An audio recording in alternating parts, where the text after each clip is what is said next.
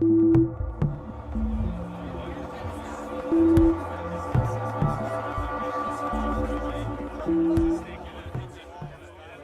Rancourt, du risque. Je suis directrice service aux membres et exploitation.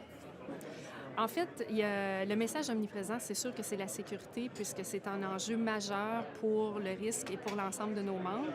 Et le risque est un élément vraiment crucial qui est au cœur de leurs préoccupations, puisque le risque fournit l'ensemble de l'infrastructure de réseaux de télécom pour nos membres.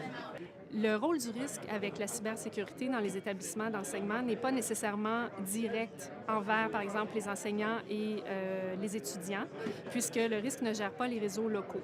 Par contre, l'ensemble du trafic qui va vers les établissements d'enseignement et qui sort des établissements d'enseignement transige sur notre réseau. Alors évidemment, nous sommes au cœur de la cybersécurité et nous sommes un joueur très important pour l'ensemble de nos membres afin de se doter de services de sécurité très performants, d'abord sur l'infrastructure qui les dessert et en deuxième lieu pour leurs établissements directement.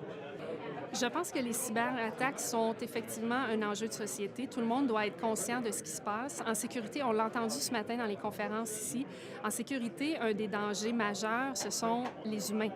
En fait, puisqu'on est tous des dangers envers nous-mêmes parce que tout le monde va consulter des choses sur Internet, tout le monde reçoit des courriels, tout le monde reçoit des documents. Donc, il faut être extrêmement vigilant par rapport à la sécurité et justement essayer le plus possible d'éviter les cyberattaques. Mais il n'y a personne qui est à l'abri d'une attaque. C'est pour ça qu'un réseau comme le risque, on travaille continuellement à développer la sécurité de notre réseau et à voir comment on peut l'améliorer à tous les jours. Mais chaque citoyen, chaque institution d'enseignement, peu importe où on se situe, on doit être conscient que ça existe. Est-ce qu'on doit être inquiet? Je ne suis pas prête à le dire. Par contre, on doit être extrêmement vigilant et conscient. Pour se protéger davantage, effectivement, c'est important de se garder informé. Il y a quand même beaucoup d'articles là-dessus. Encore une fois, il faut faire attention parce qu'on ne peut jamais contrôler ce qui circule sur Internet. Mais ne serait-ce que d'ouvrir, parfois on reçoit des courriels avec des fichiers joints, on ne sait pas trop d'où ça vient, qu'est-ce que ça contient, mais le premier réflexe que tous les gens devraient avoir, c'est de ne pas ouvrir justement le fichier qui est joint à ça.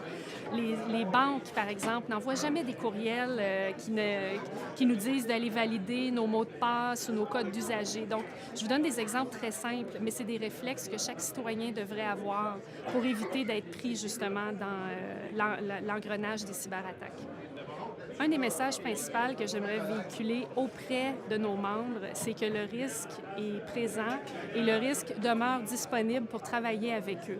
C'est notre mission première et c'est le plus grand plaisir que nous avons de pouvoir répondre à leurs besoins. Alors, je les invite évidemment à nous contacter.